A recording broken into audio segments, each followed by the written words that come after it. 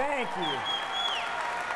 Well, it is such an honor and a privilege to be standing on the stage with these great and distinguished men and women, and to be standing here with you. It is such an honor. I should let, by way of introduction, I am my dad's oldest son. I'm also his favorite son. Just don't tell any of my brothers that. I've been to Pennsylvania a couple times now. I've been back, I think this is my 4th trip in the last couple months. I'm going to be back again on Sunday. My dad just announced a few minutes ago that he's going to be in Pennsylvania on Sunday as well.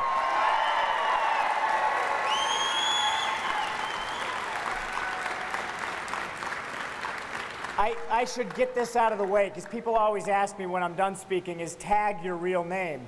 Unfortunately, it is. Tagg is short for Taggart. I was named I was born in 1970. My younger 4 brothers are Matt, Josh, Ben, and Craig. So they all have very normal names. When it came to naming my own children, by the way, I also have 5 boys, like my dad did. I named them, let's see if I can remember. Joseph, Thomas, David, William, and Johnny.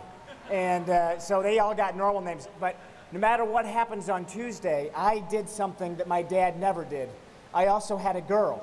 So no matter what, I've accomplished more in life than he has.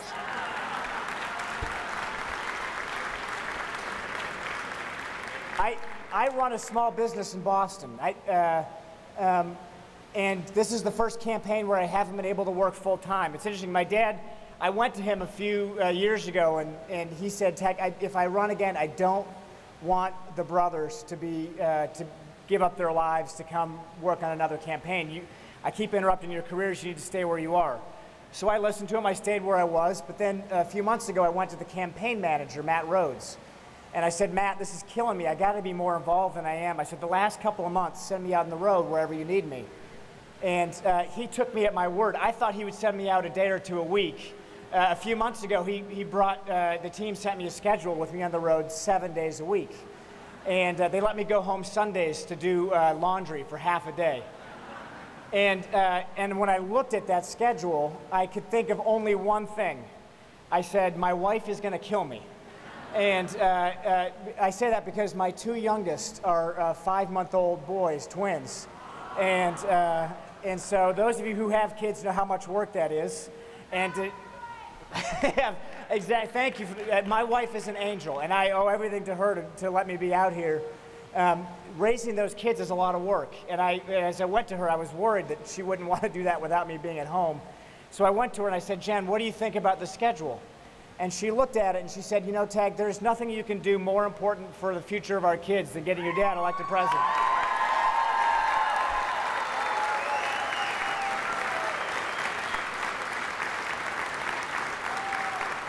And she didn't mean just for our kids, she meant for all the kids in America.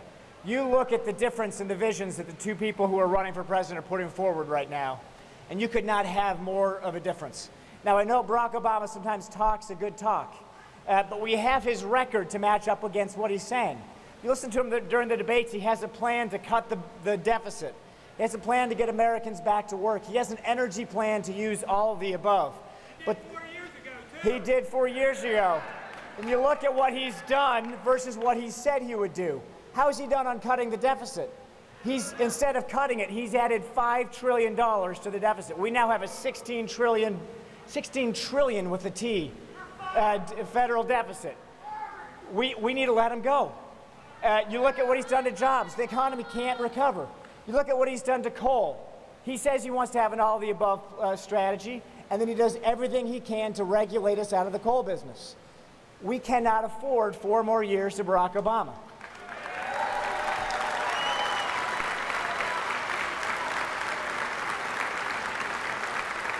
Then, on the other hand, you look at my dad.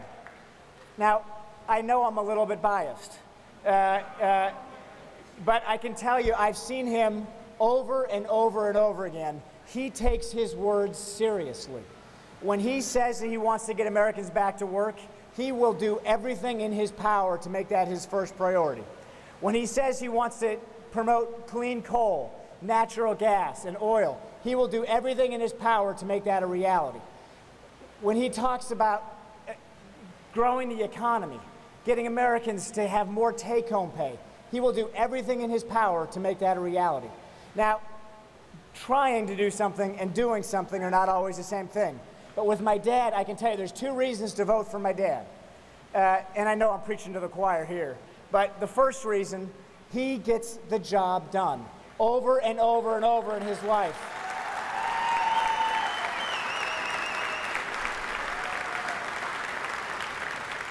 Over and over and over again, he has delivered results. Now, it sounds simple, but he does it, whether it was in business, when he started companies or turned around ones that were in trouble, or whether it was running the Olympics. When he got to the Olympics, they had a $379 million deficit. When he left, they had a $100 million surplus. You think about that. Olympics don't run surpluses. Olympics run deficits. Salt Lake was the exception to the rule. Why? Because Mitt Romney knows how to turn things around. When he got to Massachusetts, they had a $3 billion budget deficit. Now, people ask me, how does a Republican win in Massachusetts? Well, there are more people here than there are Republicans in Massachusetts, by the way. We have 13% of our state is registered Republican. And the reason he was able to win was because that $3 billion budget deficit. The Democrats ran on a platform of raising taxes. My dad said, we're going to cut taxes and we're going to cut spending. And the liberals in Massachusetts decided that when it came to their own pocketbook, they were going to vote for the conservative. And when he was done in Massachusetts, by the way, his legislature was 87% Democrat. You think about that. And then when he left the state with a $2 billion rainy day fund.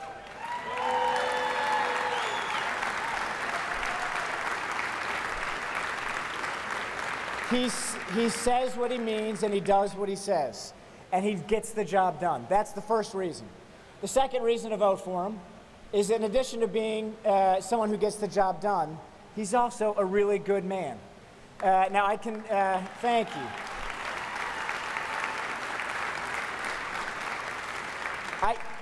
And I think what I'm able to say that a lot of people aren't, and even he himself, people ask me all the time, Tagg, how come your dad doesn't talk more about all the people that he's helped on the campaign trail? And the answer is simple. His parents raised him that when you do good things for other people, you don't go around bragging about those things. You let those things speak for themselves. And that's the type of person he is.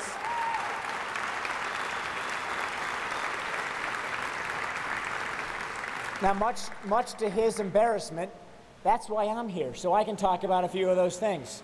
I thought I would tell you one story. I could tell you dozens and dozens of stories of people's lives he's gotten involved with, made a big difference. I thought I would tell a small story, inconsequential to most people, but it mattered to the family that he got involved with. It was around 1980, I think, 1980, 1981. I was 10 at the time, and there was a family in our church, the Oporowski family, Ted and Pat. Ted was a firefighter in Medford, and he announced in church one Sunday that their son David, who was 14, had been diagnosed with cancer. And the treatments in 1980 weren't as good as they are now, and the prospects for David were not too bright. Well, without really any reason to, other than just because they were there in front of him, my dad decided to get involved in their life. And he started making regular visits to David in the hospital. And I know because I was there, my dad made sure to bring me and my other 4 brothers along with him whenever we could go. And my dad and David became very close over the next couple of months. David asked my dad if he would help him write a will, which is a horrible thing to have to do for a 14-year-old boy. When it became clear that David didn't have much time left, my dad asked David if there was anything left in his life that he hadn't done, that he wished he had done. And David said, I don't think I'm going to make it to the 4th of July, and I love fireworks. I wish I could see one last fireworks show. And so my dad went out and bought a big box of fireworks, and he brought it to the hospital.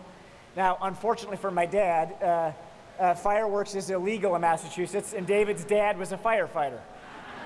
So they had a little bit of an impasse there.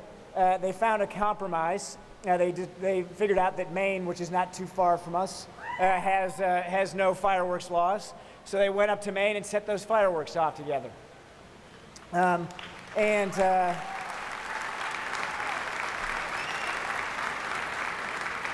David passed away not long after that, and my dad was asked by his family to give the eulogy at his funeral.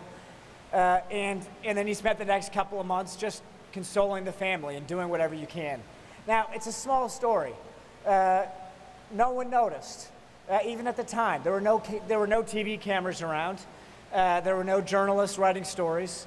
But the reason I tell you the story is I want you to know that in addition to being a great president, he's also a great man. He's someone that will do what he says, but he's also someone that we can know will be a good role model to the next generation.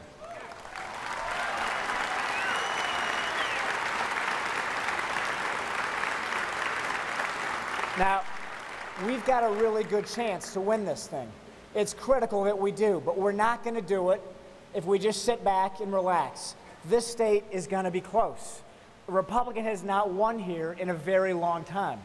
I'm confident that if we work with everything that we have, you need to get on the phone and call your neighbor who hasn't voted and make sure that they know they need to vote. Call your neighbor who's a Democrat, who always votes Democrat because that's just what they do, and say, you know what? You've got to make an exception this time around. Let me tell you how important this race is. Let me tell you about the deficit. Let me tell you about the Second Amendment. Let me tell you about the economy. And we've got to get this guy elected president. Convince them to vote the right way. Before I close, I have one final question for everybody tonight. Are we going to win Pennsylvania? All right. Thanks, everybody. God bless you, and God bless America.